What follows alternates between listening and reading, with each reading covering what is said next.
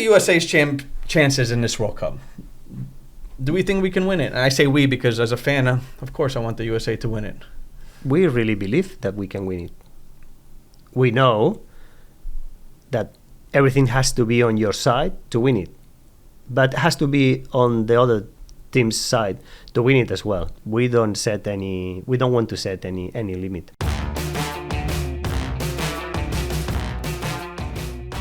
Hello and welcome to the US Soccer Podcast. My name is David Goss, and this is the show where every week we bring you in-depth interviews with US soccer stars of the past, present, and the future.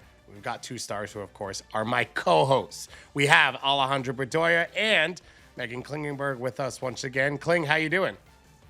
I'm doing good. I am back in Pittsburgh for Thanksgiving and brought the Pomeranians, my partner, and we just camping out at Mom's house, helping her get ready to cook. So we're good, yeah. It is my favorite holiday of the year. Fall plus food. There's nothing better. Ale, I was going to ask you how you're doing. I think I kind of know, eliminated from the playoffs this weekend, but we appreciate you soldiering through and coming on with us as well. Yeah. Thanks, David. It was not a great weekend for Philly, especially sports fans. So, but today the sun is shining. Like you said, fall, beautiful weather, and Thanksgiving's right around the corner. So I'm looking forward to having some good food this week. I appreciate Kling as a Pittsburgh native staying quiet on all the Philadelphia pain that is going on right now across the sports world. But Ale, you stepped up big for us because you sat down with Mauricio Pochettino's right-hand man, his assistant coach, Jesús Pérez, when he was in Philadelphia. He's been Mauricio's assistant for over 15 years now. And some of the clubs they've worked together, Espanyol, Southampton, Tottenham, Paris Saint-Germain, Chelsea, and now the USMNT. So they've got some great experience. He knows everything about the inner workings of this team, coaching philosophy, the use of data, and you guys talked about all of it as we head into the World Cup. So let's get into that interview right now.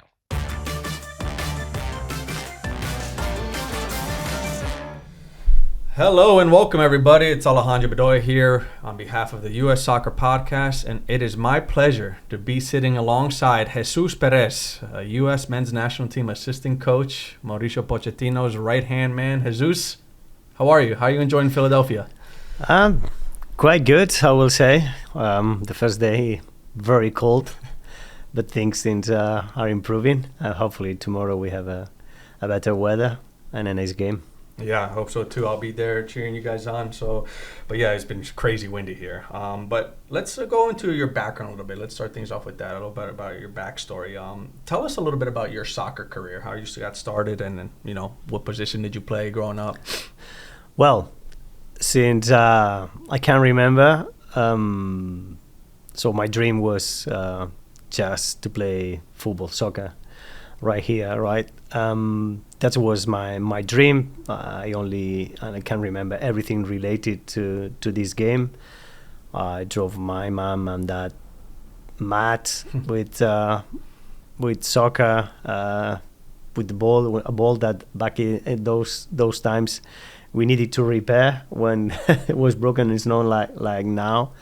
And so I just was reading football every day, and my dream was to, as I said before, to play. But when I was 16, 17, I think I was smart enough to see that probably I wouldn't make it as a professional, and I went to university to do my sports science degree for 5 years. But obviously my dream was to be at that time then coach, so I did all the specialities and budgets to get my soccer UEFA and pro license and all the stuff. So that's my journey in football, soccer.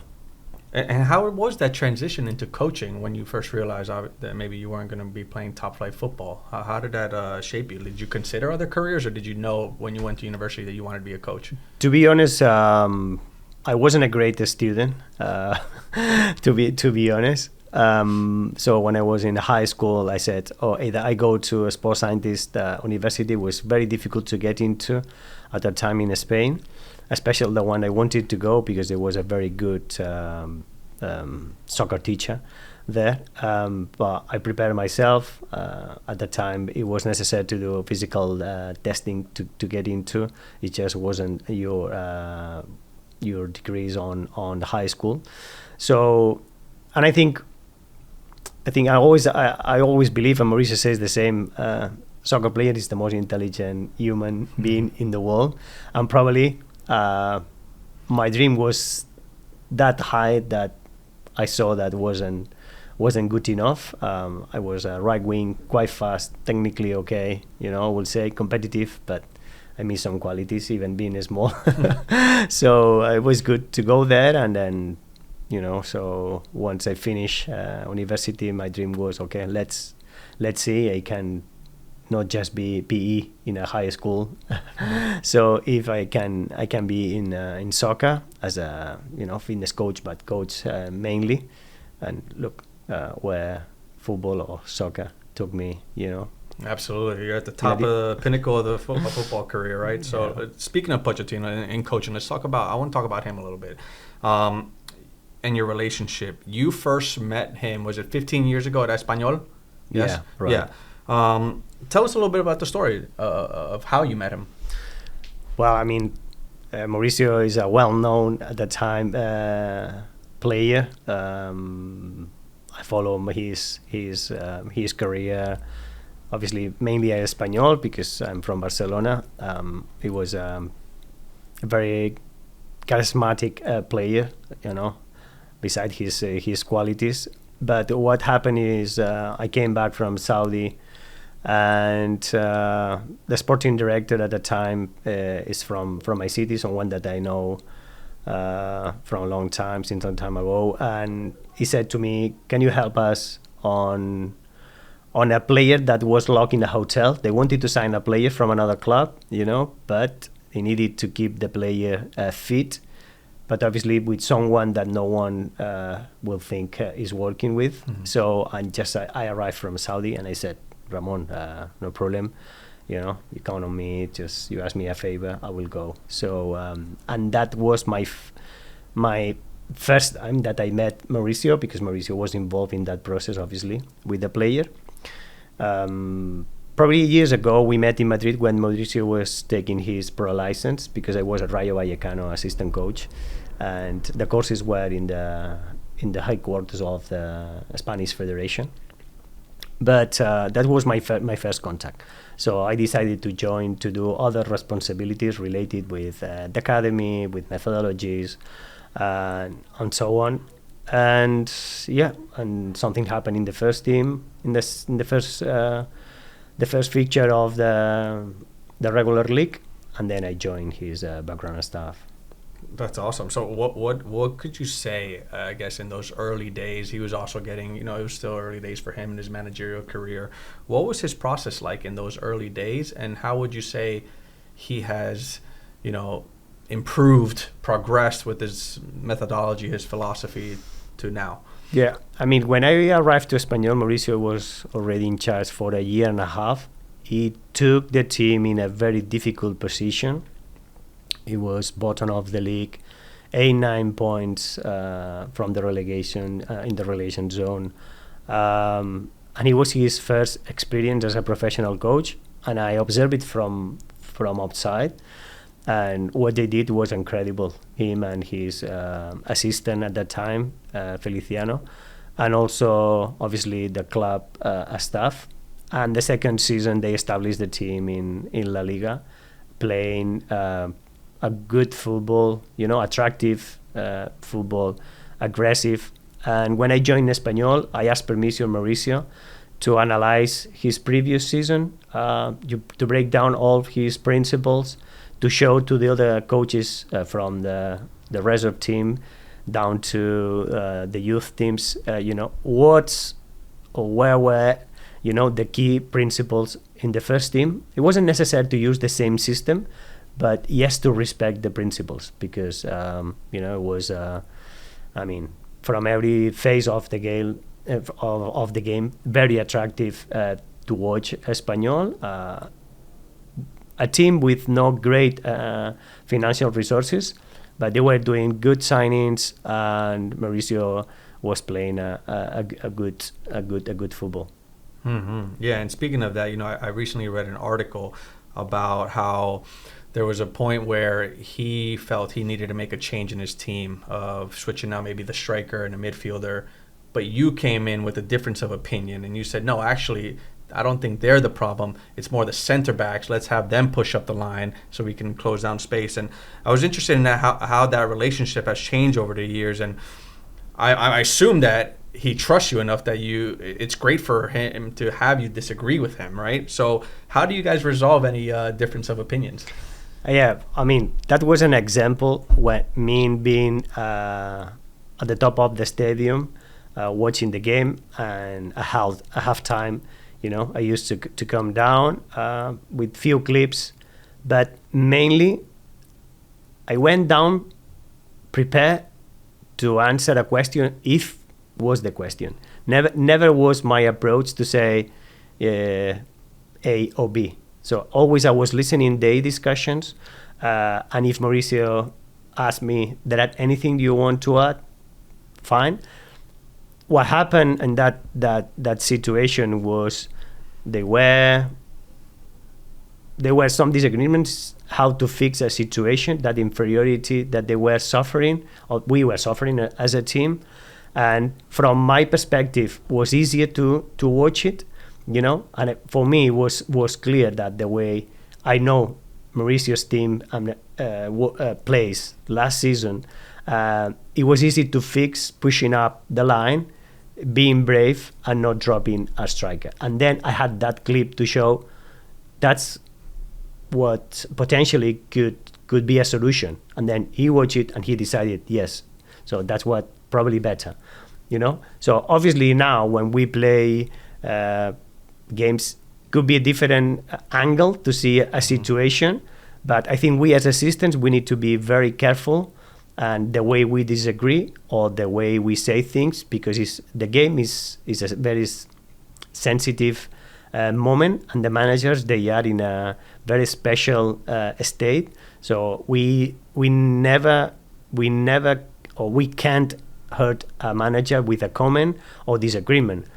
Sometimes there are no moments or there are no time to disagree. It's just, you give a solution or you give an opinion if they ask, but if not, it's a moment to stay calm, because sometimes the manager will need is security reinforce, his decision. When he sees something, and we as assistants, we can perceive when the decision is made, it's moment to support. Even if you can, for something or from a different angle, you can disagree, right?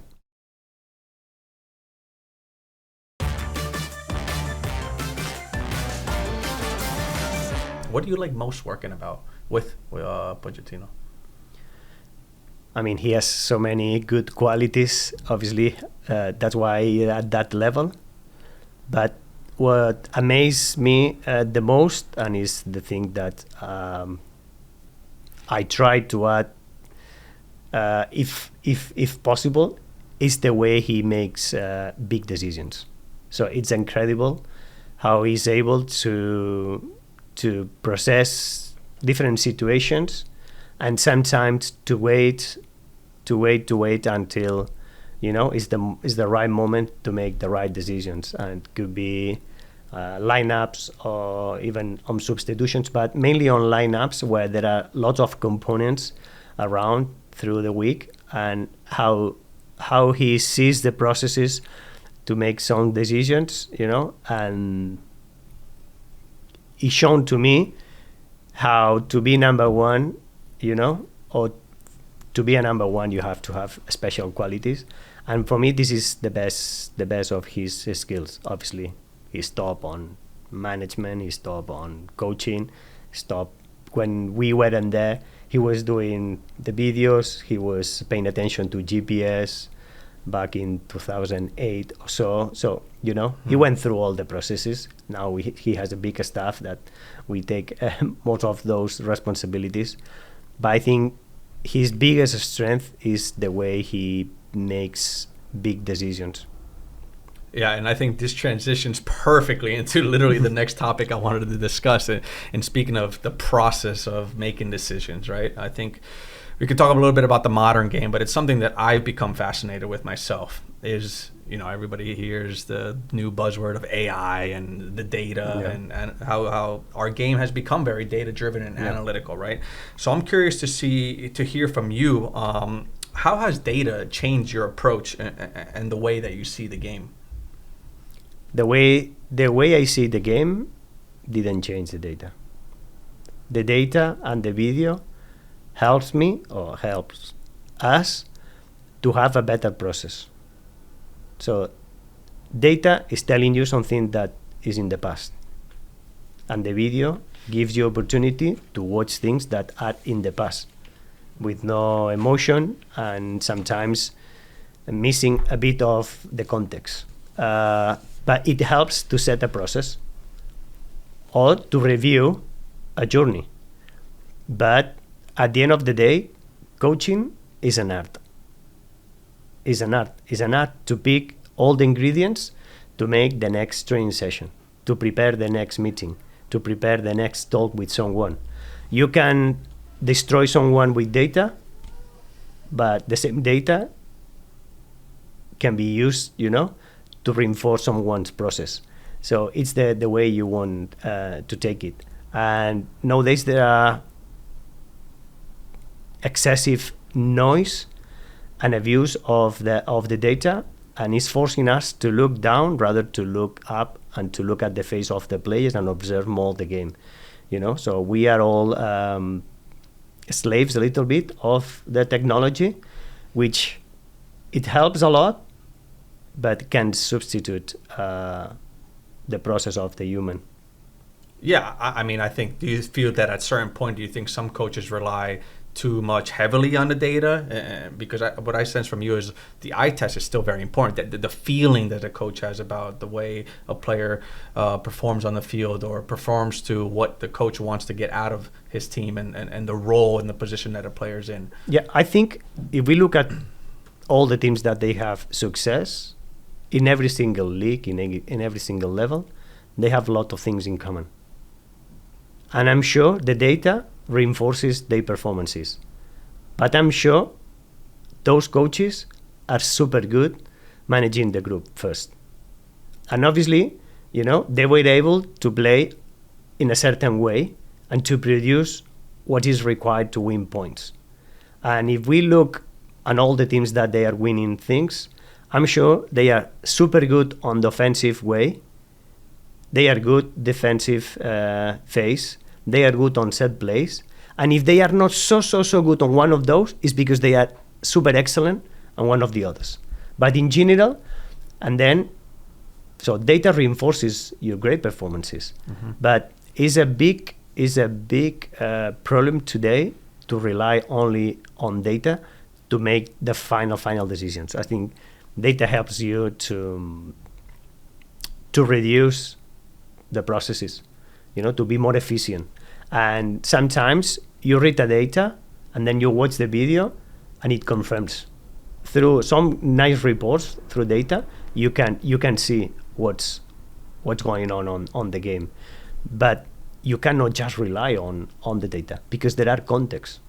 So we can talk here about general numbers, but if we don't go deep into the numbers, we can agree that 10Ks for you and for me is completely different because your game was 46 minutes ball in play and mine was 62, so your game was tough. Mine, no. Yours was tough because you play so many minutes ball in play. Yeah. So, but if you don't go into deeper analysis, you can get caught on things that are not true. Right. And so I guess with the use of data these days, right? Like in terms of making player selection for the U.S. national team, I know you do a lot of scouting, recruiting, traveling to watch players in their setting. But are you using the data also to be able to reinforce maybe what type of player you want in certain positions? Are you looking for certain data points from, let's say, a fullback, the way he plays in terms of more advanced data, in terms of how he progresses the ball or how his willingness to connect quality crosses or ability to beat 1v1 players? Yeah. Exactly. So when we track a player, we set basic principles, and we are consistent the way we track the player week in, week out. And then you look at the data, but the data is what they are able to produce in their teams under coaches' principles and restrictions as well. And I put you an example, how data can be very useful to understand a different process. So if we select 4 center backs, that when they play back to their goalkeeper, they drop a little bit just to help, but they don't drop at the same height of the goalkeeper.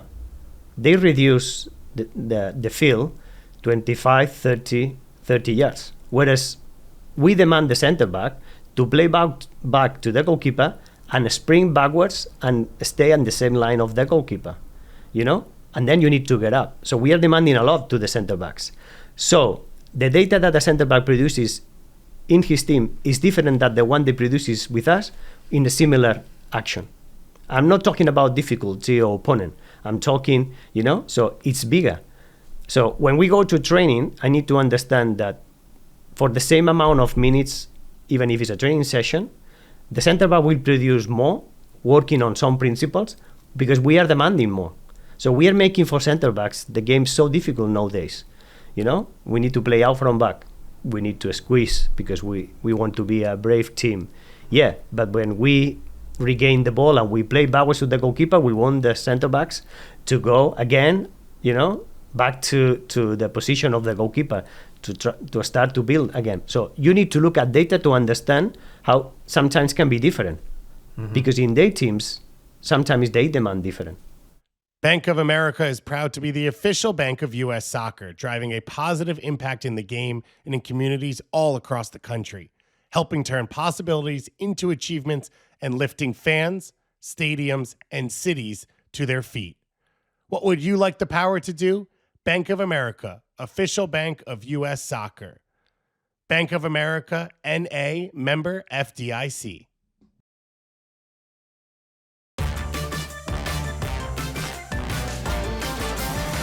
You speak about the work that maybe they're doing at their club teams. The work that you're doing now with the national team is probably completely different, right? We got different playing styles, different tactics in place.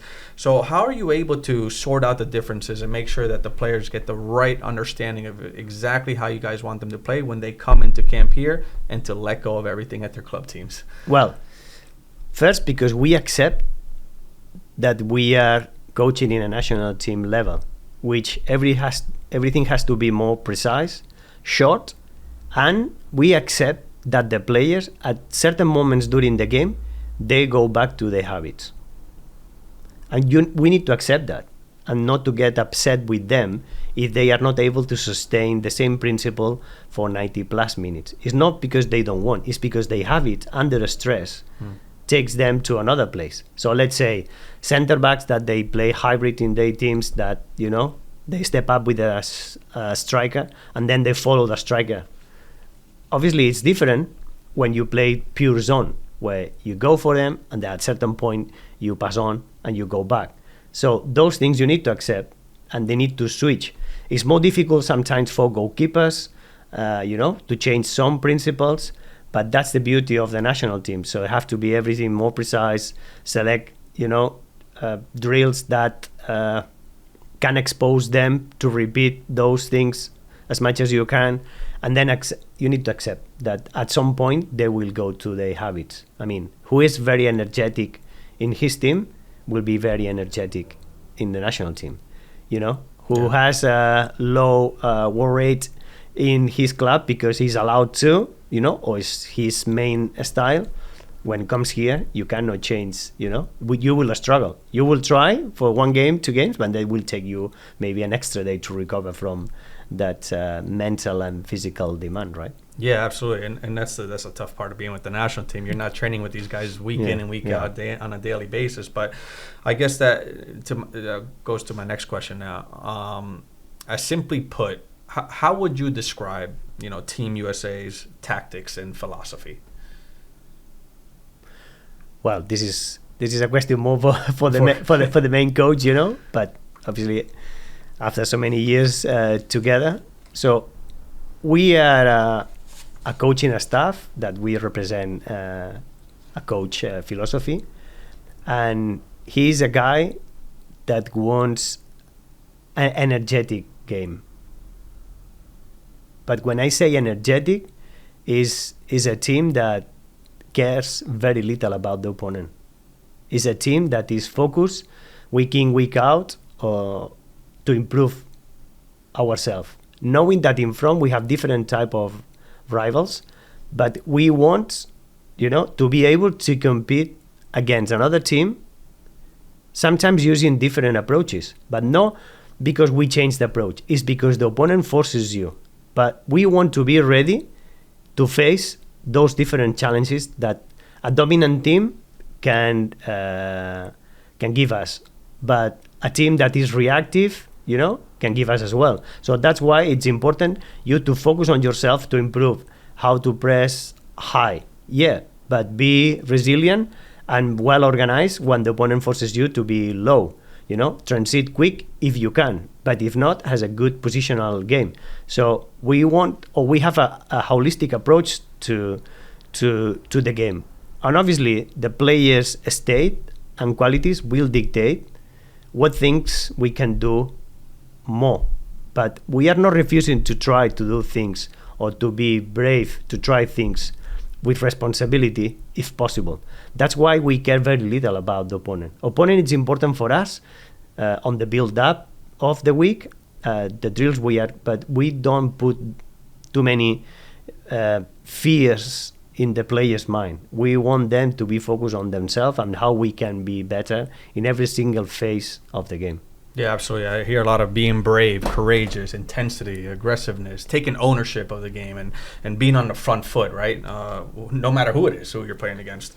I think that's great. So let's move on a little bit about the World Cup. I'm sure you get asked this question a lot, but what are the USA's chances in this World Cup? Do we think we can win it? And I say we because as a fan, of course, I want the USA to win it. We really believe that we can win it. We know that everything has to be on your side to win it, but it has to be on the other team's side to win it as well. Because maybe you could say there are national teams that they have, more famous or well-known players, but at the same time they have other problems to challenge with, So why? Because if you have 20 starters in a top clubs in Europe and then they go to a team to be a sub, it's not easy, So what I'm saying is we have to focus on ourselves, to know how we can be very competitive, that we have to win matches through all the different phases of the game. We are trying, to be very efficient in out of possession, be efficient in possession, take advantage of set plays, penalties, those things that can define in a short tournament. And the most important is to keep always alive the wish and the dream that you can win matches. And there are different moments and examples of teams that they did it, they made it, and then whatever football take us, that will be the final result. But we don't want to set any limit. Any limits, absolutely. I have to have that belief always. And speaking of the World Cup, what do you find? How do you find the new tournament format? And you've been here, you've played over the summer here in the States. It's very hot. Do you feel like the weather will have an impact on the way the games are played? Yeah, I think will be a huge factor. To look after. We are well prepared. We had last summer tournament, to test some situation and scenarios.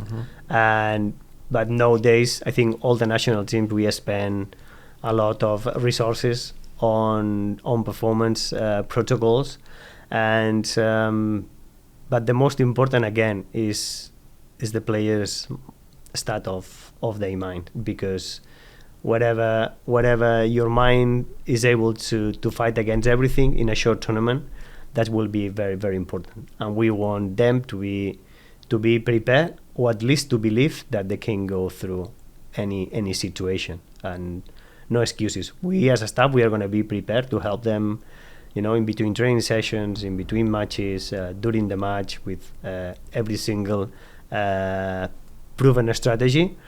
but the key factor will be the belief for me. Amazing insights, Jesus. Really appreciate your time. It's been incredible to hear from you. I'll just wrap it up with this. I'm just curious to hear your response. If it wasn't for football or soccer, what would you say is the next sport that you're mostly interested in or have a passion for? Do you enjoy watching or playing? Oof. To be honest, no one. No one. Nothing like football. I love all the sports, you know. I love to watch all the sports. So I grew up watching everything. I was a big fan of the Olympics. But I will say I'm more curious for all the athletics disciplines, you know. So it's something that away of any collective sport. So it's someone that I admire, these guys, because they are on their own. They have to go faster, to jump longer or higher, you know, to compete. And the most difficult is every 4 years, you know, every 4 years for the big tournament. So what's the other side of my background, that when I was taking my specialties in football.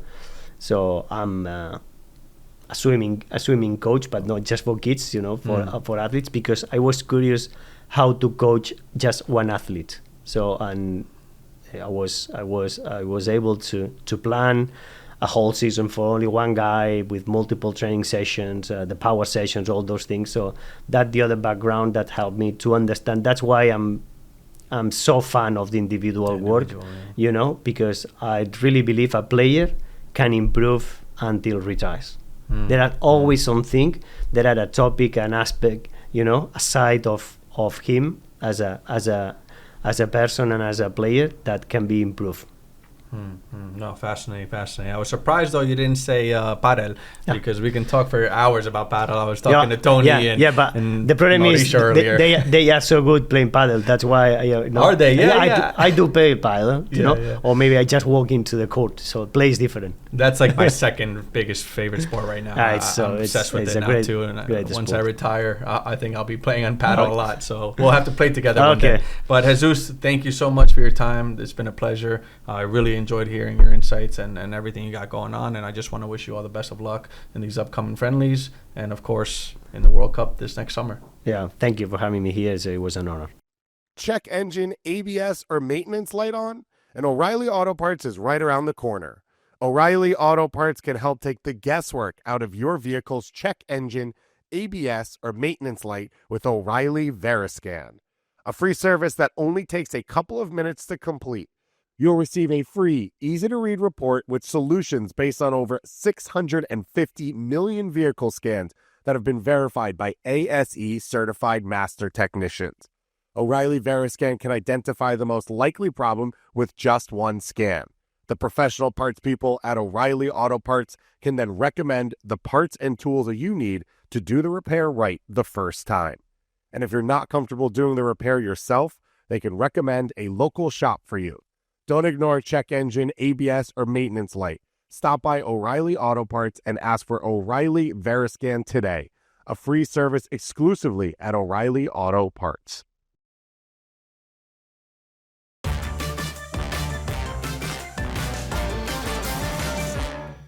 Awesome listening to Ale sit down there with Jesus Pérez, the assistant manager from Mauricio Pochettino. I felt inspired, ready to go.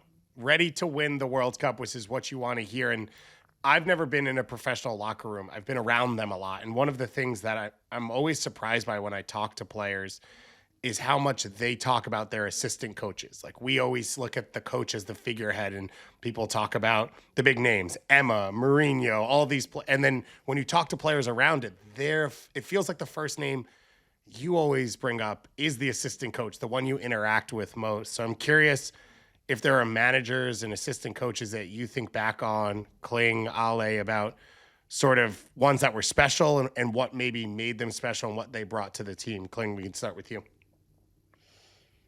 Their job is completely different than the head coach. The head coach, the manager, has to make some really hard decisions about playing time, about who's going to travel, about who's going to be on the team. And those are hard conversations to have with really, really competitive people. But the assistant coach oftentimes gets to be the person that is the go-between for the players and the coaching staff. So it's kind of a safe space for you to unload kind of how you're feeling, where you think that you're at, what you need to work on. So you're just having a lot more conversations where you feel like you can actually talk about what you need to talk about, as opposed to kind of playing the game with the head manager. But it's really interesting because I think head coaches and assistant coaches oftentimes will figure out their roles together and be like, this is what I'm really good at, so I'm going to lean into it. And the assistant coach will be like, okay, so this is where I can fill in those gaps for you. And it seems like Poch and Jesus probably have been doing this so long that they know that they gel really, really well together.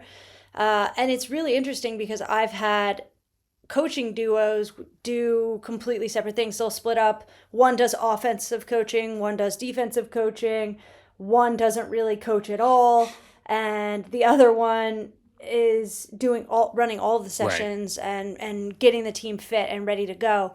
I think it just really depends on the duo, but you basically just need to have your ducks in a row, make sure that the players feel heard, make sure that the players feel like they have somebody that they can talk to on the coaching staff. And usually that's the assistant coach. And however they do it, it doesn't matter as long as it's working for the players and working for the coaching staff. Yeah. Ale, is there anyone that has been really good at that in your career that stands out? Yeah, no, I think Kling brings up a lot of great points between the relationships, right? And I think obviously here in the podcast with Jesus, you hear a lot about how he comes from actually a different background, I guess maybe a more analytical approach. He's worked with swimmers and studied like kind of their biomechanical movements and studied how, their mentality and all this stuff. So I think he brings these like fresh perspectives to Pochettino, which I think he really appreciates. Yeah. And I think, finding the right balance within and being aligned on certain things really is helpful. One coach that I can look at being that type of person was, like a Pat Noonan, for example. I had him both with the national team under Bruce Arena and then a little bit with the Philadelphia Union. And he just provided that extra kind of chamber, where maybe Bruce saw things a different way. Pat had his different perspectives, but at the same time, he had to make sure that the players understood exactly what Bruce maybe was trying to portray.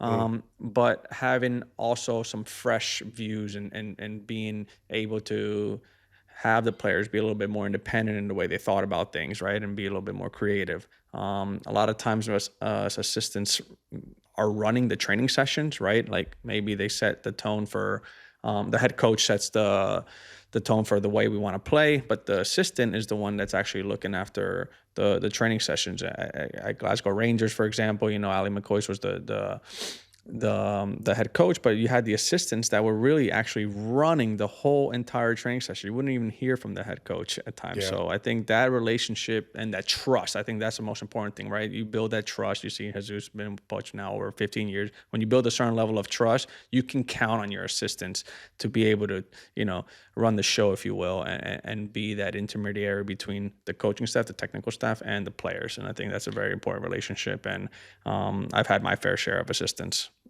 Yeah, I also think one of the things, because when you listen to Mauricio talk about the group he works with, and, he's written a book that he talks about it, he uses the word team for Jesus and his wife and their staff and like what they've accomplished and the way they operate. And I think one of the things as a player on a team, like you always feel better when you're amongst the group. I think maybe sometimes coaches feel like they're out on their own, a little isolated. And so when they're able to create these teams of people that they move around with and they choose together, what project are we going to take on? How are we going to go about it? And then there's that trust.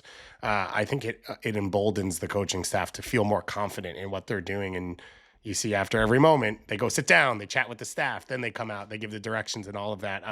But so much goes on behind the scenes. So we really appreciate Jesus taking the time to talk with us. We're excited to watch this group get back on the field once again, coming off a 5-1 victory over Uruguay, 2-time World Cup champions. Not a bad way to go into a holiday layoff and a holiday break, and a perfect time for all of you So go visit store.ussoccer.com to shop official gear, merch, and more for the holidays. Show your fandom, celebrate the season, bring the game home with a gift from store.ussoccer.com.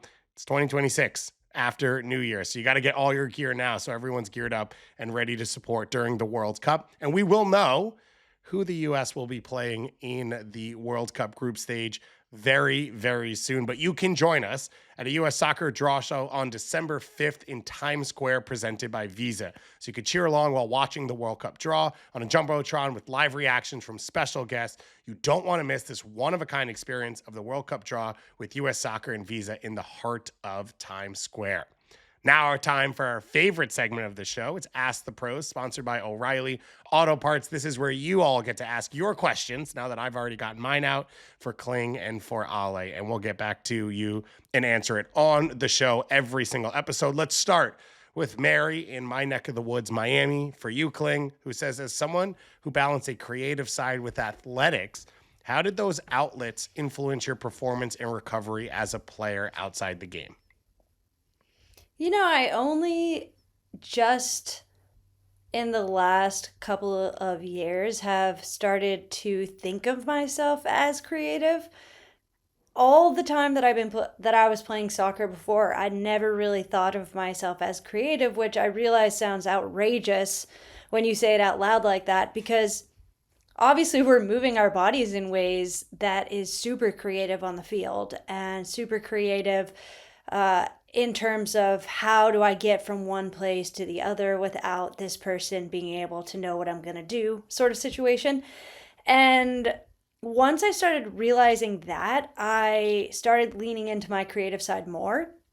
And I'm so glad that I did, because I started writing a lot more. I love writing letters to my friends and family and teammates, whether it's to tell them, you know, they had a really nice game, or just saying hi or telling them how grateful I am for them. I love writing. Yeah, I write all the time. Calligraphy. And after almost every season, whether I ended up giving them or not, that's a different story. But I would always write a letter to each person on my team, just thanking them for their time and effort that season, regardless of how much they played or if they were injured or whatever. I think every person's really important, and I wanted to let them know. So I would design like a whole card and then get it printed and then write it all out. And then started leaning into doing Legos and stuff like that. And I love it so much because it makes me so present in the moment.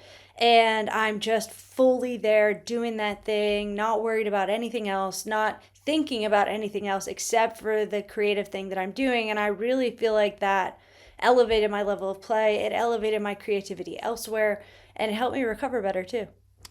Ale, I think I've brought this up to you before, but our current U.S. men's national team starting goalkeeper, Matt Freese, who we'll talk about in just a moment, alongside you, I did an interview with, and he said his career started to jump into overdrive and click when you told him, well, what are you doing outside of soccer? Like, the sole focus on soccer for him his rookie year was an issue, and he said he went back to school and started doing classes, and it all clicked in, and it seemed like you had that idea of, like Kling's saying, other things to do besides soccer actually improves the soccer in your life. Yeah, no, with guys like him, even the young guys in our locker room, a lot of them tend to play video games or spend hours at night, and I'm just like, try to find like what is another hobby or passion of yours that you really enjoy, so that, you never know with football, like an injury, contract situation, whatever it may be. It can be short, right? Like, I've been blessed enough to have a long career, but you just never know. At that time, Matt Freese was, just coming out of college, young kid still. He's behind Andre Blake, didn't know where his career was going to go in the future. And I just told him, like, you're a smart kid, like, maybe try to, get, you don't have to go to school, but try to immerse yourself online and learn something new, that takes up your time in a positive way. Well, this goes into our question from Chris in LA for you, which is, you've talked about the importance of family in your career decisions of where to move and where to play. How did balancing fatherhood with professional demands affect your performance and your longevity in the game? Yeah, I think ever since the birth of my son, and obviously later on my daughter, your perspective on life, on soccer, on the game changes really. And I started not you have to be a little bit less selfish or egotistical and think about them. But I knew, when I wanted to have kids, I'd love to see them grow up and see their father playing, and then all the sacrifices and the discipline and the commitment that it takes to be a professional athlete, right? I think being able to share those moments with my kids has been incredible. I really enjoy having them at my games, supporting me, and then now I'm returning the favor, right? I love being able to support them when I can. I love taking them to their soccer practices and just being present for them. So yeah. My decision to come back to MLS, or not back to MLS, but back to America to play in MLS, was because my son was born. I wanted him to grow up, in the States and have the ability to be closer to family and friends, where we had even a little more support.